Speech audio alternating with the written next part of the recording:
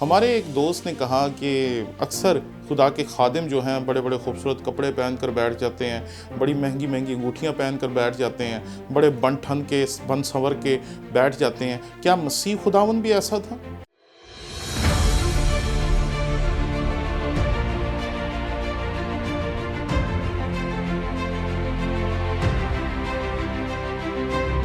हमारे चैनल को लाइक करें, शेयर करें, सब्सक्राइब करें और अगर आपको पसंद आए तो हमारे इन वीडियोस के लिंक्स को लेकर आप अपने दोस्तों, अजीज़ों और रिश्तेदारों तक भी पहुंचाएं, ताकि उन लोगों तक भी खुदा उनका कलाम पहुंचाने में आप हमारे साथी हो सकें जो शायद हमारे चैनल को अभी नहीं देखते या मुझे नहीं जानते और शायद उन्होंने आज तक हमारे चैनल को देखा नहीं है, ताकि वो भी हमारे चैनल को लाइक करें, शेयर करें, सब्सक्राइब करें, ताकि वो भी खुदा उनके कलाम को सीखने के इस सिलसिले में शरीक हो सकें। शुक्रिया।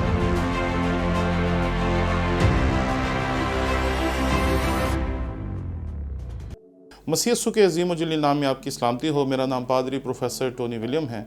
हमारे एक दोस्त ने कहा कि अक्सर खुदा के खादिम जो हैं बड़े बड़े खूबसूरत कपड़े पहन कर बैठ जाते हैं, बड़ी महंगी महंगी अंगूठियाँ पहन कर बैठ जाते हैं, बड़े बन ठन के बन संवर के बैठ जाते हैं। क्या मसीह खुदावन भी ऐसा था?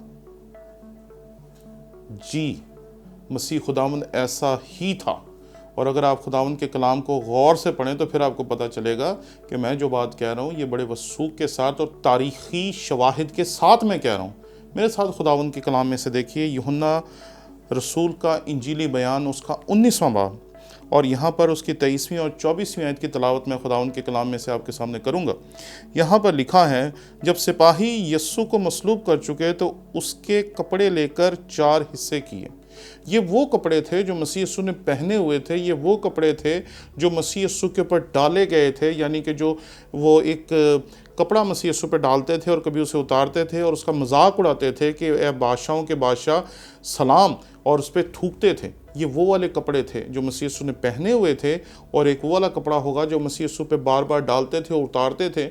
और आप ज़रा सोचें कि जब वो कपड़ा मसीह यीशु पे डालते थे किरमिजी रंग का और फिर उसे उतारते थे तो उसका मकसद सिर्फ मजाक उड़ाना नहीं था, बल्कि उसका मकसद ये था कि मसीह यीशु के जिस्म पे जब वो डालते थे तो आपने कभी ज़िंदगी में, अगर आपको कभी ज़िंदगी में चोट लगी हो तो आपको याद होगा कि जब भी किसी ज़ख़म के ऊपर हम पट्टी लगाते हैं और पट्टी जो होती है वो कुछ देर के बाद ज़ख़म सूखने के बाद दोबारा उतारी जाती है, तो पट्टी जो होती है वो ज़ख़म को दोबारा छील देती है।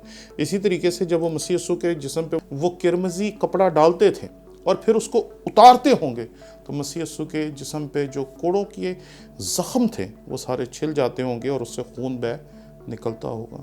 ये वो वाले कपड़े थे जिनको तकसीम किया गया। लेकिन एक और चीज़ भी थी जो सिर्फ यूहन्ना की इंजील में हमें मिलती है।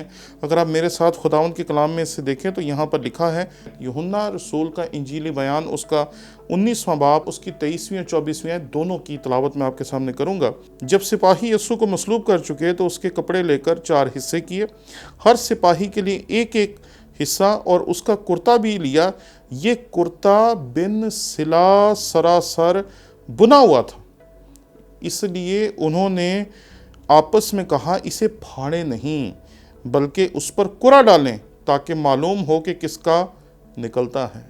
यहूदी माशरे में जो जानवरों से ऊन मिला करती थी उससे वो कपड़े बुनकर बनाया करते थे, और जब उस कपड़े को या उस कुर्ते को पहनना होता था तो उसको दरमियान में से काट कर उसमें से सर की जगह बनाकर उसे ऊपर से यूं पहन लिया जाता था। और जब वो ऊपर से उसे पहनते थे तो पहनने के लिए उसको ऊपर से काटा जाता था और काट कर उसे सिया जाता था। जब यहाँ पर लिखा है कि वो ये कुर्ता बिन सिला, यानी कि अभी तक उसमें गले के ऊपर पहनने का जो सुराख बनाया जाता था उसकी बुनाई के बाद अभी तक वो सुराख उसमें नहीं है, यानी कि ये जो लिबास है मसीह खुदावन ने अभी पहना भी नहीं है और ये बिल्कुल न्यू है। और इसीलिए जो सिपाही हैं वो कहते हैं, यार ये तो अभी नया है, ये तो उसने पहना भी नहीं है, तो इसलिए हमें इसको फाड़ कर इसके टुकड़े नहीं करने चाहिए बल्कि इसके ऊपर कुरा डाल देना चाहिए। ये बात याद रखें, मसीह खुदावन अपने दौर के मुताबिक बेहतरीन लिबास पहनते होंगे। हमें ये नहीं सोचना चाहिए कि वो शायद मैले कुचैले और आम से इंसान थे, जैसे हमारे जहनों में अक्सर सोच है कि खुदावंद के खादमों को और पादरियों को बुरे कपड़े पहनने चाहिए, फटे हुए हालात में होना चाहिए, फटी हुई जूतियाँ पहननी चाहिए, फटे हुए कपड़े पहनने चाहिए। ऐसा नहीं है। खुदा के खादम चरवाहे हैं। चरवाहा लीडर को कहते हैं, नौकर को नहीं कहते। वो खुदा का खादिम है, आपका वो लीडर है, आपका वो रहनुमा है, आपका वो चरवाहा है। इसलिए इस हकीकत को याद रखें कि खुदा के खादम जो आपके रहनुमा हैं, आपके लीडर हैं, उन्हें खूबसूरत से खूबसूरत दिखना चाहिए, खूबसूरत से खूबसूरत लिबास पहनना चाहिए, और उन्हें इस दुनिया में आपके लीडर लगना चाहिए, आपके नौकर नहीं लगना चाहिए। इस फ़र्क को याद रखें। खादिम वो खुदा के हैं, आपके वो लीडर हैं। लेकिन हम समझते हैं कि खुदा का खादिम वो नहीं है, वो हमारा खादिम है, हमारा नौकर है, हमारे ताबे। ऐसा नहीं है। आपका वो चरवाहा है, इसलिए उनकी इज्जत करें। उनके लिबास पर, उनके अंदाज पर, उनके कपड़े पहनने के स्टाइल्स पे, उनके तरीक़ों पे तनकीद करने के बजाय खुदा उनका शुक्र करें कि हम जिस दौर में हैं, इस दौर में खुदा ने मसीही कौम की किस्मत को बदला है। और बहुत ज़्यादा लोग जो हैं, जो शहरों में रहते हैं, जो ऐसे इलाकों में रहते हैं जहाँ पर वो तरक्की कर सकते थे, उन्होंने बहुत तरक्की की। हमारे स्कूलों ने, कॉलेजों ने बहुत तरक्की की।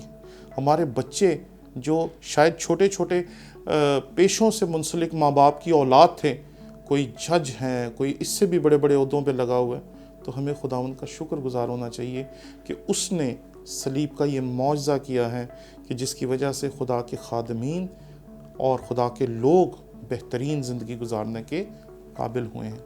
इसलिए अपने रहनुमाओं पर तनकीद करने के बजाय कोशिश करें कि उनको खूबसूरत से खूबसूरत दिखना चाहिए, खूबसूरत से खूबसूरत लगना चाहिए, ताकि दुनिया भी उनको लीडर मानने के लिए तैयार हो। शुक्रिया।